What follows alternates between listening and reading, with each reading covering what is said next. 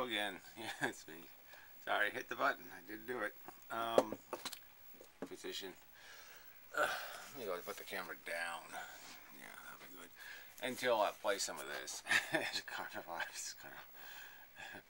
He looks a little less intimidating with this new hairstyle. It's just kind of funny. This little whatever, like pubic hair on his head. Just kind of funny. I mean, not to, everybody looks funny, from someone's perspective.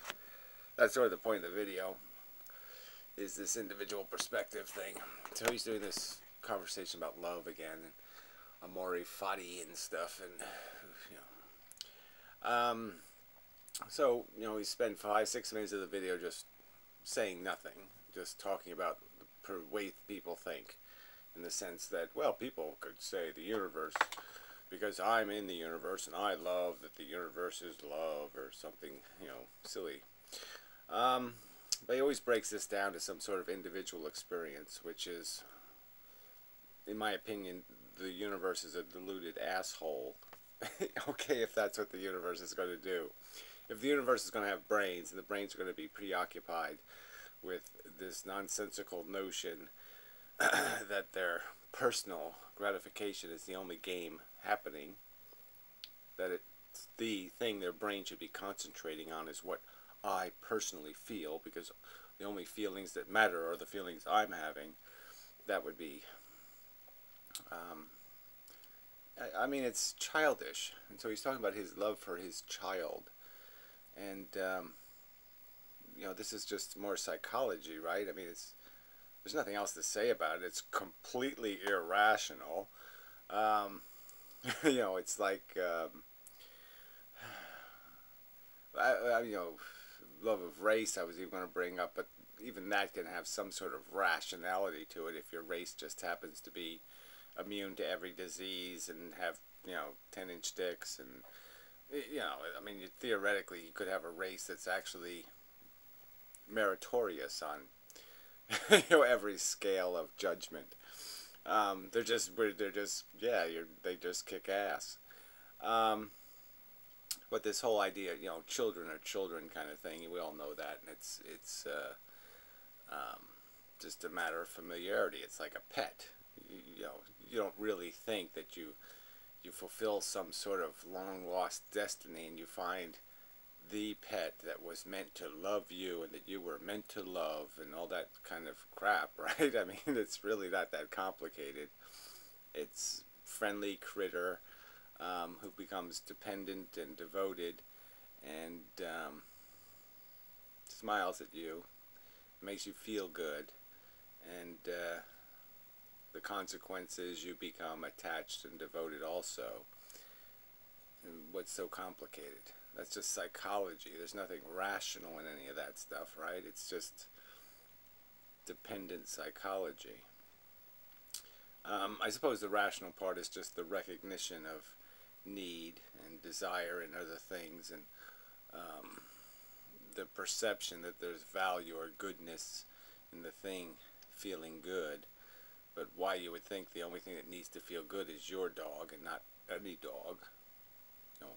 I mean, as much as you can love your own animal, I mean, you should be rational enough to be able to understand that it's just one animal, and that the other dogs are doing the same thing, and they're just as in need of comfort and happiness and pleasure.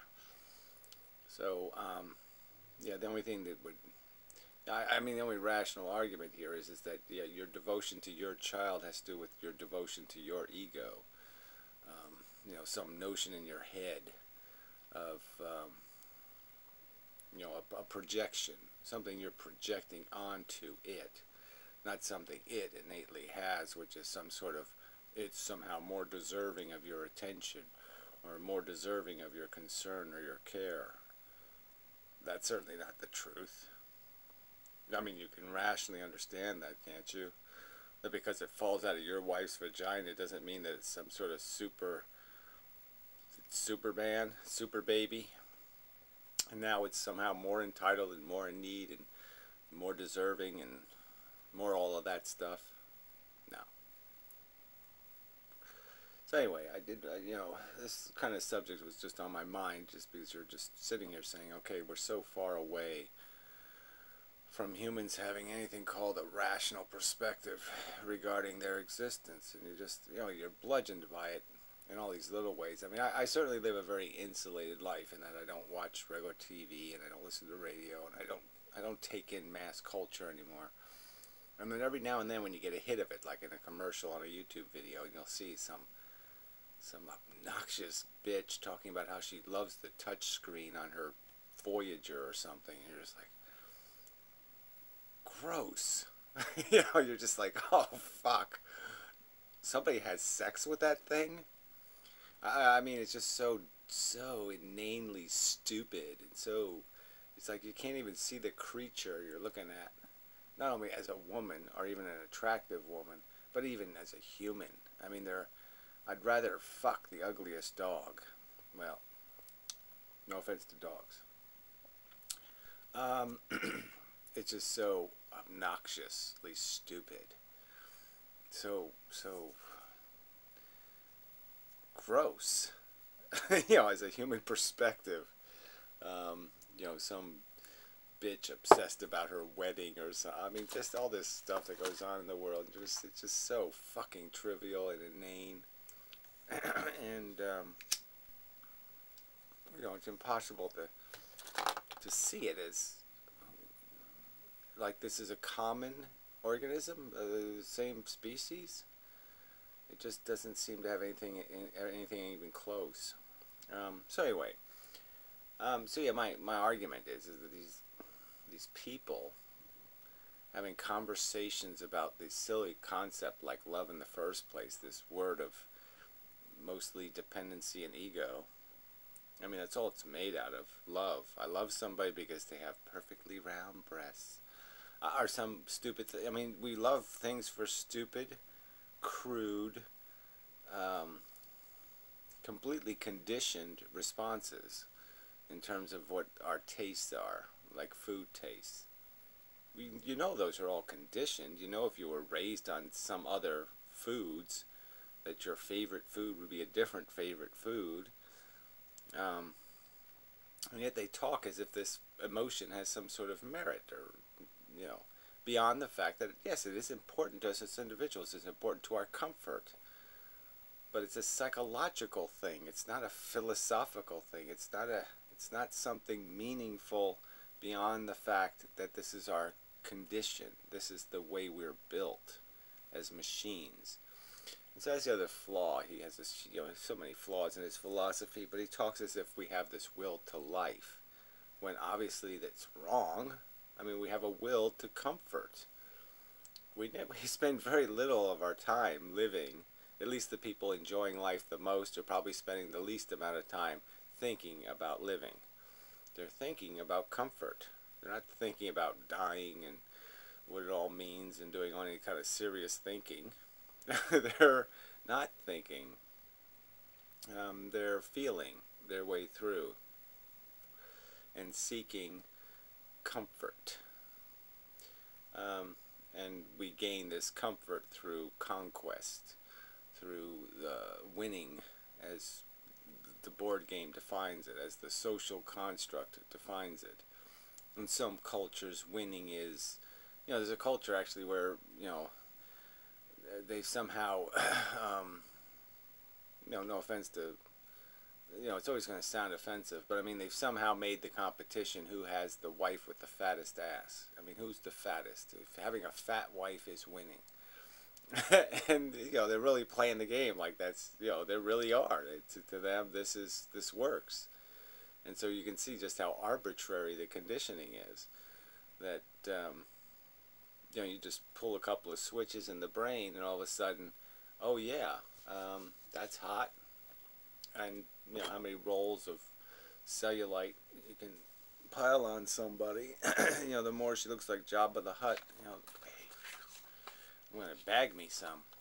And it's a real phenomenon. It's not a fake one. That's the reality of our existence. Our stupid, silly narratives are either Goldilocks story or Red Riding Hood or some stupid jackass story, and the features in the story, the important things in the story, are just arbitrary This doesn't.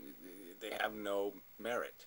They're not constructed out of somebody rationally saying what is the appropriate thing to desire. They're just desires.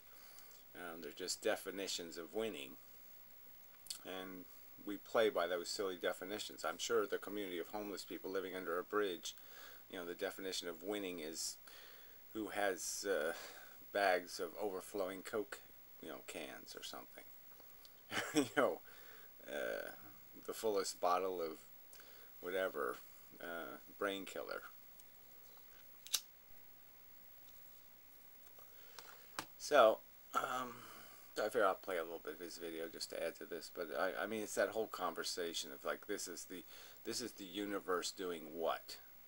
In my opinion, most of the human race, as a consolidated mind, is the universe being an asshole, is the universe being a deluded, immature, profoundly ignorant asshole. Yeah. And, this little piece of the universe is actually doing some, is really in reality. Yeah, is playing the game for realsies. And these people are just pretending and projecting some sort of legitimacy to this idiocy of selling this idea that it's me first is rational in the first place, which it can't be defended, that every child isn't entitled, that love is just it's a four-letter word, and it's mostly going to be made out of something self-interested and a kind of dependency and a kind of bigotry. Love is often just bigotry. I mean, it's not a good thing. Love is an expression of bigotry. 90% of the time, 95, 98.5. That's what it is. And it's cruel. DNA, even though I know my kid, and eventually my DNA will die, and it's a complete waste of time. Well, my DNA will die, so he knows this somehow. Yeah, everyone's DNA will die. Snails' DNA will die. Everything's DNA.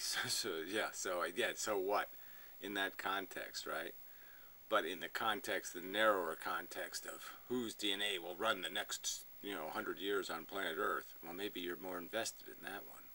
So you're just sort of implying this idea, well, yes, in the end, it's all futile.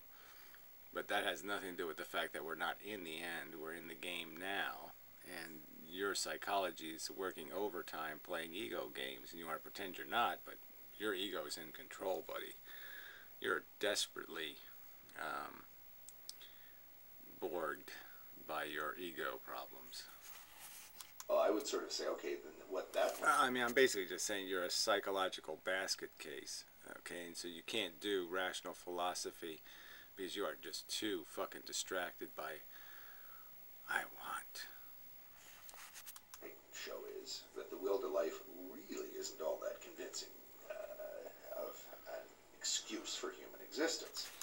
Well, again, it's a silly concept in the first place. There's no will to life. There's no will to procreate. There's no will to do any of this stuff. There's a will to be comfortable. And part of people's comfort is thinking they're winning. And so if the game is, let's measure your manhood based on how many children you've produced, like, who would fall for that but an imbecile? Right? I mean, really.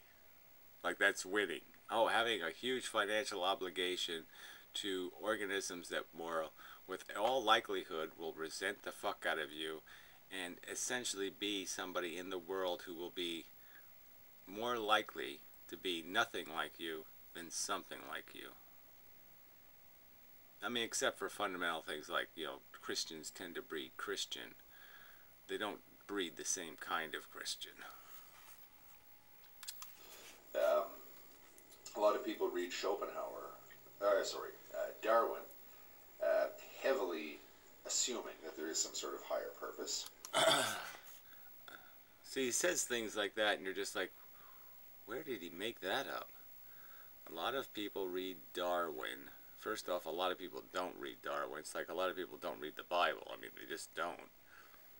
They know who Darwin is, and they have the cover story, you know, in the back of the book, but they haven't read the damn book.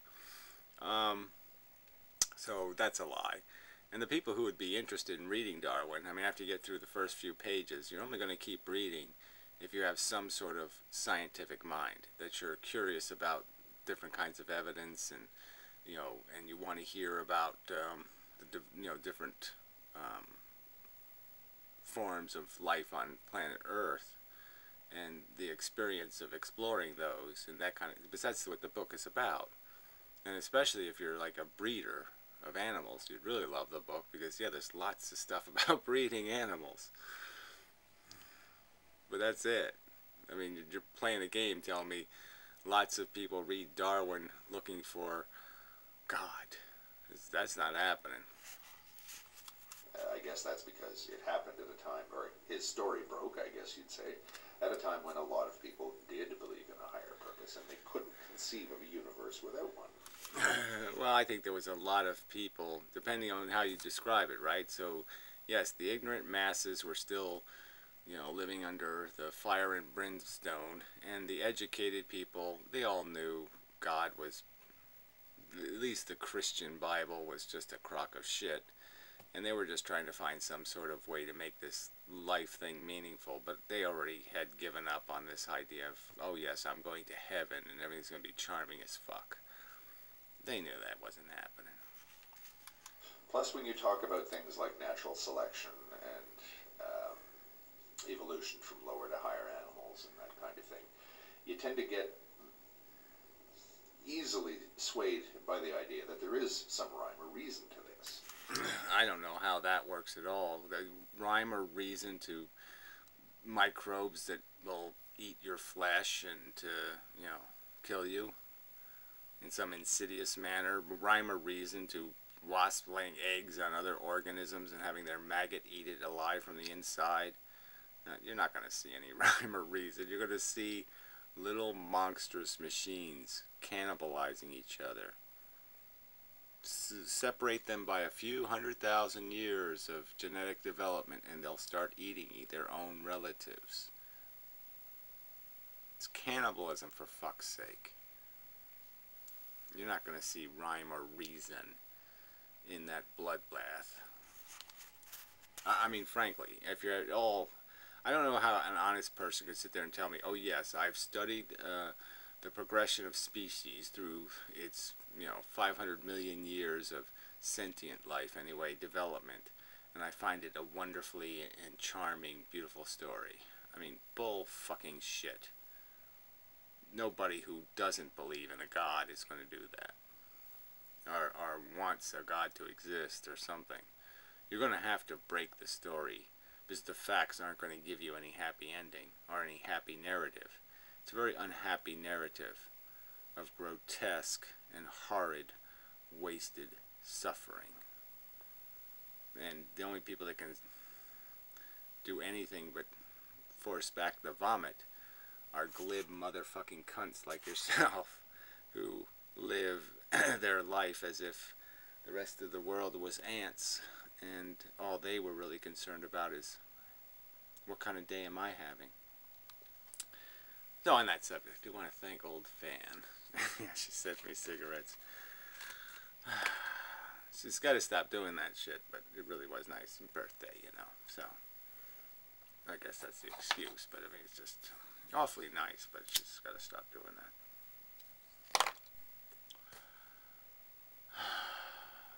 I do miss them. I love cigarettes, but see, it's a purely irrational thing to do. Purely, completely just controlled by chemistry, and that's what your love is. It's a silly reflexive reaction, and you either try to do it with a sensible moderation and decency, like a civilized human. You don't rape, or you do it like a slob.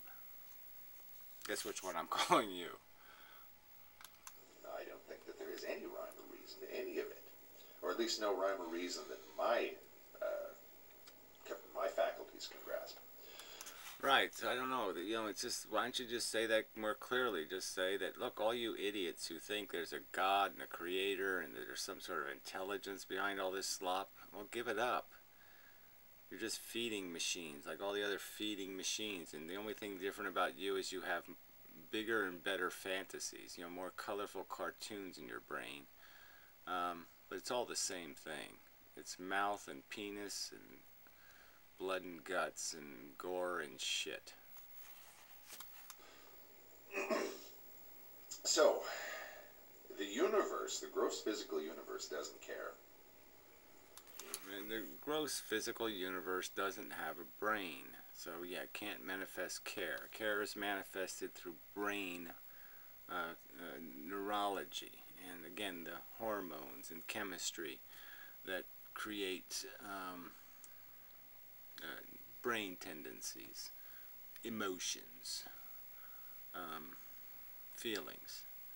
And those exist because they were powerful motivational tools, and that's why they exist in us. They made the animals that possessed them do things that the animals who didn't possess them wouldn't do. Yeah, it possessed them to be better zombies in the zombie war. Probably doesn't. Let's just assume that, but provisionally. But humans care. Humans are part of the universe. Humans care both positively. Yeah, and right, you can just sit there and say they care in what kind of way. Like I said, bigoted. I care because it's my kid. I mean, it's just a gross bigotry based on an irrational nepotism that can't be explained or defended. All children have properties, okay? It's their properties that should dictate how they're treated, not what they manifest in you as a reaction. Your reactions have nothing to do with reason. Their definable and describable properties are rationally definable and describable. They're ignorant, they need help in living, they need guidance, they need care and comfort. And they don't need that based on what you feel. Your gravity has nothing to do with it. Negatively, of course, we love and we hate. I've just sort of overcome what I perceive are the objections to the idea that love is something other than a mere survival tool. And again, understand it in the mechanism of survival tool. It's a survival tool in the sense of merely creating gangs. That's it. Forming around a genetic code. There's no love, okay, in the rest of the animal world for organisms where there's no obligation or need for, there's no advantage not yet found in their species to preserving a community. But in all organisms that do live based on numbers, there'll be some mechanism to tie them together. Bats, you can come up with all kinds of animals. So yeah, and that's all it is. It's a mechanism to create a mob. Why is that something we should feel good about?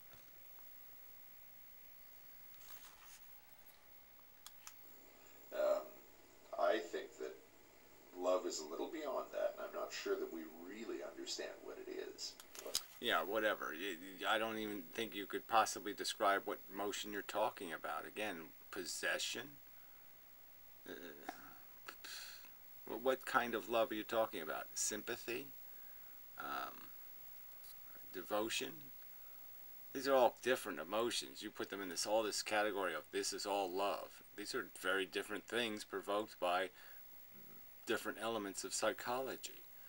But it all comes down in the end to some sort of subjective ego interpretation that's not going to be based on anything rational.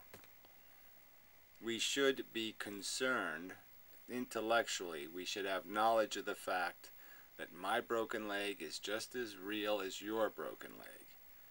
and that there really isn't. The important thing isn't who has a broken leg. The important thing is broken leg and trying to prevent broken leg. And that's it. There's no this who is not relevant intellectually. Love is. I mean, obviously we don't feel that way. Again, I don't, you know, I wish I could love a 400-pound woman, you know, as something other than, oh, what a very lovely person. I mean, I wish it gave you a boner and all that. I wish there would, you could just decide physically what's attractive. But you can't, so it's a bigotry. It just gets in the fucking way. We don't do anything sincerely and genuinely because the things we should be loving or cherishing or taking care of don't fit into a subjective mold that satisfies our chemistry. It isn't the right flavor. It's a stupid reason that stops us from loving what we should be loving, or loving as much as we should be. There's stupid reasons that are in the way. There's nothing in it to admire. I can say it's a wonderful feeling, but again, I've met plenty of people that just don't see any need for it in their lives. You might think that that's strange, but... Alright, so he's claiming he's met plenty of people who don't love anything and don't need anything in their lives. Anything. Do you buy that? I don't buy that. I mean, I certainly can buy there's plenty of people who maybe don't want to be married, maybe plenty of people who don't want kids, maybe plenty of people who like to go to hookers. But I say, you're saying you've met plenty of, well, maybe up there in the north, you know, where your nuts are all frozen off, maybe there are a lot of metrosexual types who just like texting on the phone. Okay, a lot of people think I'm strange. People come in all varieties, I guess. Well, isn't that sort of the point in the argument being explained, or one attempts to say there's efficiencies to existence, and the idea is to be in a form or a shape that is more efficient, that isn't catastrophically inefficient, that doesn't allow its own personal needs and wants to rape the innocent. Things that don't need to be subjected to vulnerability for your comfort. You don't make a blanket out of your child, which essentially you've done. You don't seek gratification of your needs through that mechanism. You go find, if you need to go love something, you find something that needs loving in this world, which there's a ton of, and you love it.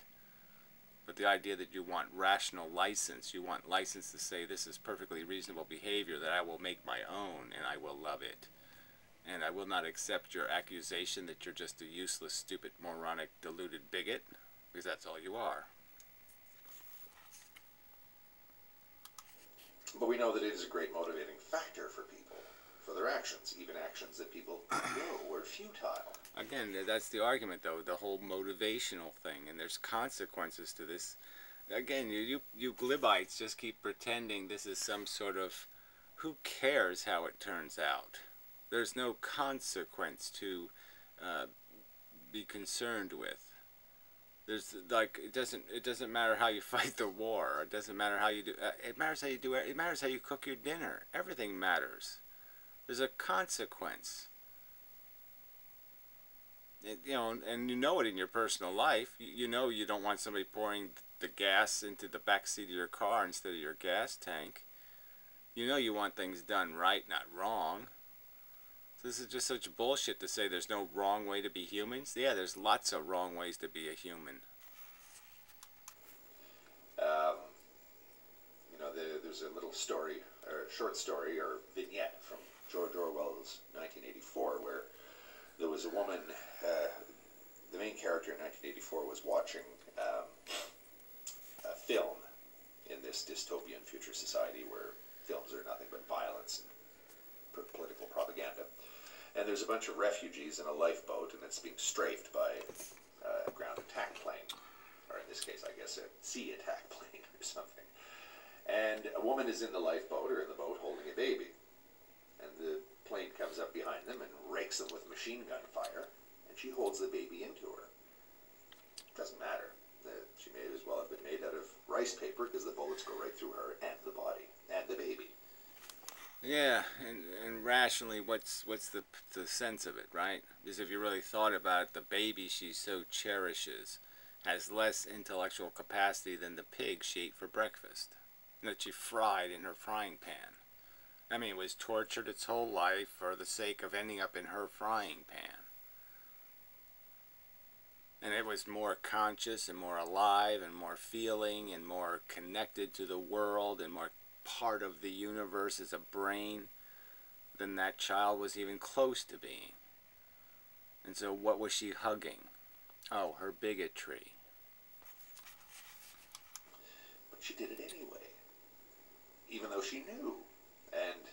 Well, you say she knew. I'm just saying it's sort of a reflexive impulse when anything's happening. You have an earthquake and you got a cat in your hand, you're going to hold on to the cat. Or tornado's coming and you're going to huddle together. That's what you're going to do. That's an instinct, for fuck's sake.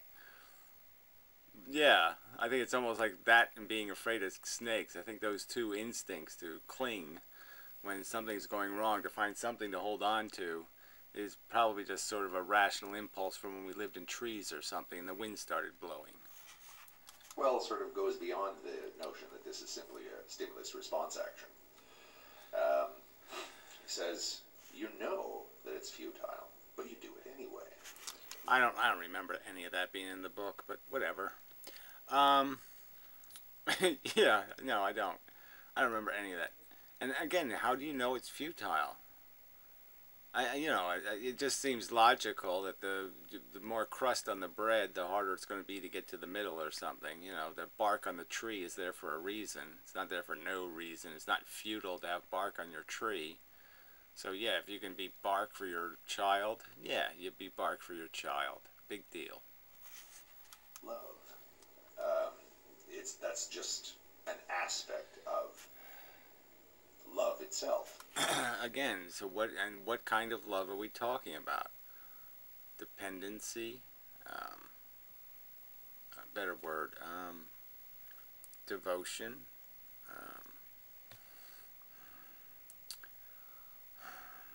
I'm trying to find out something to get to the courage part, demonstrating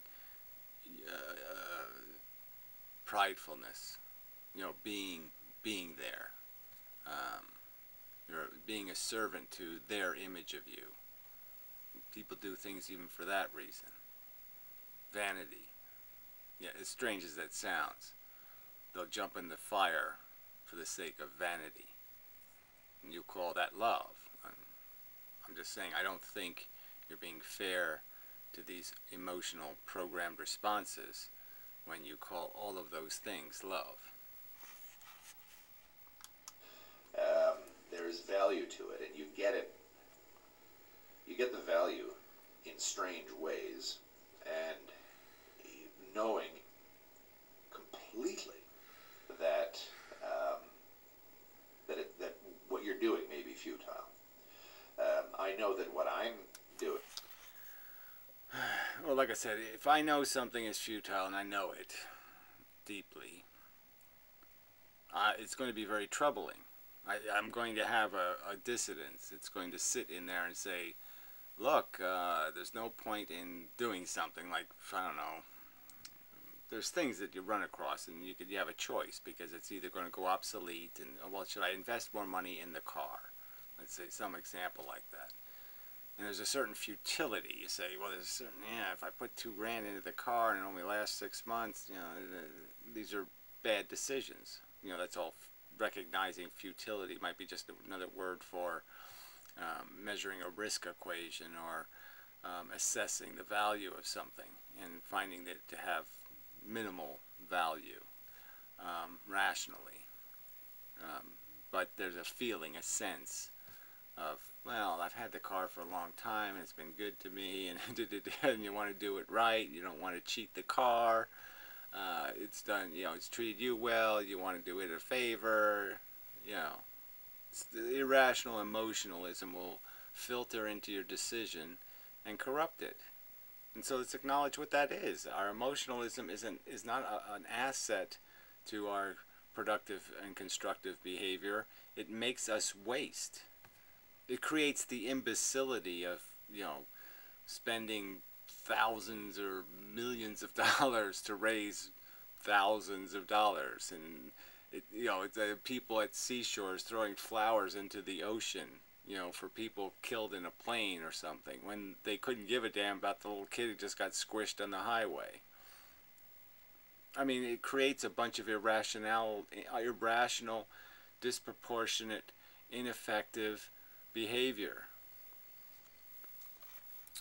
Love of nation. How much blood has been spilled?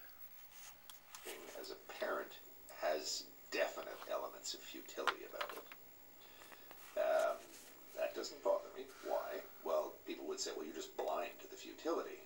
I would say, no, I'm not. No, I think you're blind to the whole concept of efficiency and the fact that we can have a better solution. There can be better and worse futures based on what people understand, what wheels turn in their head. And I'm arguing that the more Mr. Spock we become, the better the future is going to be. And that's just a fact. And the more emotional and invested in love and silly talk and mish and mush, the lesser the future is going to be. You're raping the future with your emotionalism. If anyone is, or at least I'm not as blind as some people might think I am, if anyone can lay claim to having a fairly dark view of the universe, it's me. Liar. Again, it's a preposterous statement. If anyone can have a dark perception of the universe, it's me. Yet I just invested another human life in existing in the dark universe. I willfully knew it's a black, bleak, horrid, futile, stupid enterprise for which only superficial victory will be accomplished. The gold medal will tarnish and wither, or however the rose will, wither and die, wilt and die. And yet you imposed it. I'm sorry. Then there's no sincerity to your perception of the dark bleakness, in my opinion. It's a lie. There's no way that's possible. No way. You can't know cancer's bad and then give your kid cancer. It just doesn't make any fucking sense. In fact, darkness fascinates me. Well, again, I see, what's the point? I love a good tragedy. Well, then you're oxymoronic. Then why am I having a conversation for you? Because you got the most fundamental question wrong. You can't tell the difference between right and wrong, good and bad. You have them backwards. So, of course, you saying the universe is a black, horrid, dark place, you're really saying, and I want to fuck it. God, that makes me hot. Well, that's not what one would associate with the words dark and horrid and torturous and agonizing and futile. That's not what anyone associates those words with. They're not good concepts. Pain, wasted pain and suffering for somebody sort of rational couldn't possibly be mistaken for yummy cupcake, for fuck's sake. Darkness, viciousness, all this kind of thing. The hunger, the bad side, kind of fascinates me. Yeah, whatever that. Again, so what's the point? Again, you're just broken value. You're just saying that, well, it doesn't matter bad. Who cares? It's fun. Yeah, sorry. Fuck you. I mean, this is enough, right? There's no point. It's just too retarded. I mean, there's nothing, look, it's oxymoronic. You cannot smash these things together. Torture, fun. Torture's fun. Fuck you. God. Now I don't feel so bad about mocking his hair. Actually, it looks like anus hair, right? Yes, I've seen some anus hair. Not on purpose, but it happens now and then. Anyway, yeah. I have the appropriate reaction. The consistent with the, generally speaking, formation of the organism reaction. Subjective nonsense, no doubt, but I guess it's not entirely subjective because obviously anals are associated with all kinds of bacteria and sickness and not goodness. Yeah, it's not pure. It's anti-pure. So, there's some reason to that bigotry. But anyway. I don't know. So anyway, that's enough of the video. So once again, thank you. And, yeah, just, I haven't been this relaxed the last 2 days. I've been just so relaxed. I've been rather miserable, actually, but I'm just so relaxingly miserable. I mean, it's just life, see, the real video I wanted to make was just I wanted to talk about some of this, because it just dumps so unevenly. There's people that go through their life, and they're just, mechanically, they work. They can just take it, it just water off a duck's back kind of thing. And they're also very lucky, they don't get the cancers and the this and the that and the other shit, and they don't have these disabilities and debilities. And so they have this perception that this is just all so easy. But there's so many other, all these, because I know these people that, through here, and, people still send me emails, and they have a terrible, rough time being sick and stuff, and then, there's other people, they got these chronic things, and they can't get drugs, and, they're, well, anyway, so, I mean, I end up with some of that, and knowledge of that, and people that are, terminal and shit, and it's, when the jagged knife is up your ass and you're feeling the real hard, deep pain, you'll understand. I mean, it just surprises me that you haven't had enough moments in your life where you felt a touch of the edge of that knife, and so that you would have you'd know, oh shit, I had 10 minutes of this. Can you imagine having 10 years of it? And the fact that so many of you fuckers can't do that, and can't realize that that's the price for your fucking existence. That's the price for your roller coaster rides and your silly bouquet of flower trivial crap, is that people will be in horrid and intense torment.